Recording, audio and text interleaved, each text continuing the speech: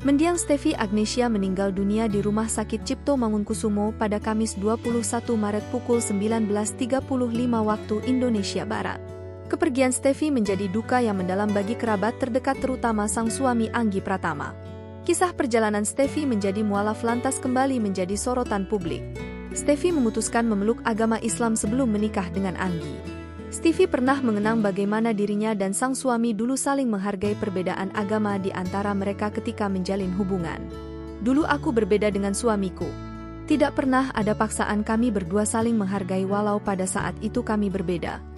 Cerita Stefi Agnesia lewat unggahan di TikTok yang dikutip pada Jumat, 22 Maret 2024. Stefi pun mengaku pindah ke agama Islam karena mengikuti kata hatinya sendiri.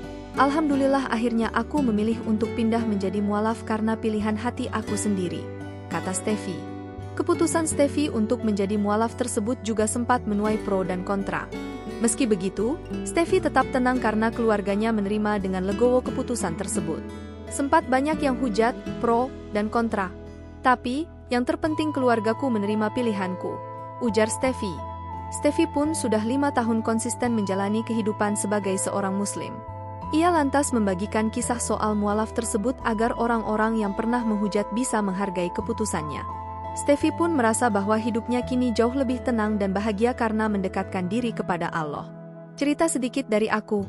Selama 5 tahun ini gak pernah tulis begini. Semoga semua yang pernah hujat aku menghargai keputusanku, kata Stefi. Tapi, makin kesini aku makin tenang dan bahagia karena Allah, lanjutnya. Stefi pun sempat membagikan momen kala dirinya melaksanakan ibadah ke Tanah Suci Mekah, Arab Saudi. Mantan istri Samuel Rizal ini cerita soal kesempatan berharga bisa mencium Hajar Aswad. Sampai bisa mencium Hajar Aswad yang kelihatannya mustahil karena banyak laki-laki berbadan besar yang memaksa mencium, tapi ketika Allah berkata kun fayakun terjadilah maka akan terjadi. Cerita Stefi. Tidak ada yang mustahil bagi Allah. Ada saja yang membantu aku. 4-6 laki-laki memberi aku jalan sehingga aku bisa mencium Hajar Aswad 3 kali. Allah baik. Allah baik, tutupnya. Download Tribun X sekarang.